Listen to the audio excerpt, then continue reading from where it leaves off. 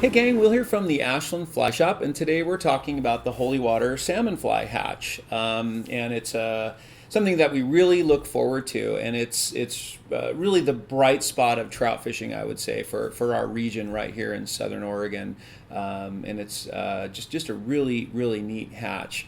If you're not familiar with the holy water on the Upper Rogue, where that is it's actually between the actual dam on Lost Creek Lake and the spillover that's right adjacent to Coal River's hatchery. It's about a half mile, a quarter mile of water there that's managed for catch and release trout fishing, and it's stocked supplementally, but there's a fair amount of spawning that goes on in there as well. So you've got a really healthy population of trout in there, and I would say the average size fish is probably in the 14 to 18 inch class. But there are some real bruisers in there. We've seen some very large fish, and a lot of times those fish do show up for the salmon fly hatch. Salmon fly hatch is very unique, and it happens in several locations throughout the West. And I've heard biologists say that it can comprise as much as half of the trout's protein for the year. So they really look forward to it as they're coming out of their sort of winter hibernation sort of state.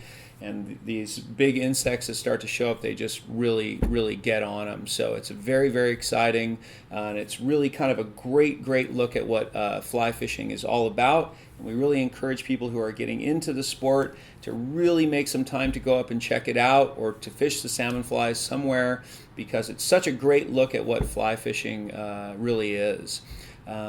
So the holy water salmon fly hatch on the Upper Rogue, the timing of it is typically from mid-May to about mid-June, and it's quite consistent because the consistency of the water temperature coming out of the dam.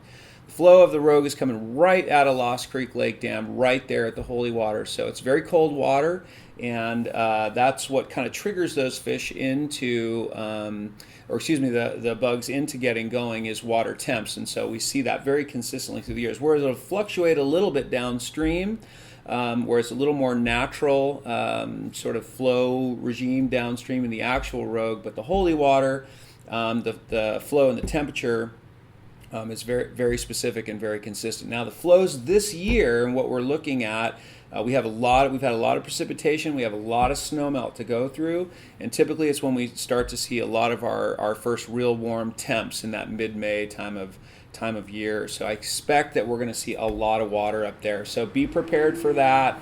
You know, typically the last couple years we've had low flows, which has been nice, but this year I do not think that's going to be the case.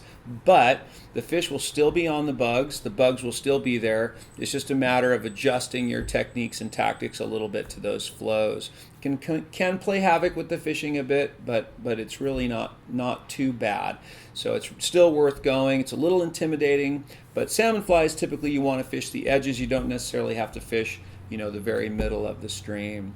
And that's kind of what we're looking forward to this year. That gives you an idea of the timing. In this video we've showed you a few of the bugs that we really like, the larger flies, the dry flies that work very well and have for us over the years. But we're happy to answer any questions you have, especially as we get closer. We'll keep you in tune with reports. Again, it's a great hatch. It's something that we really look forward to. It's a lot of fun, and we hope that you are able to take part in it a bit this year. So thank you for tuning in, and we'll talk to you later.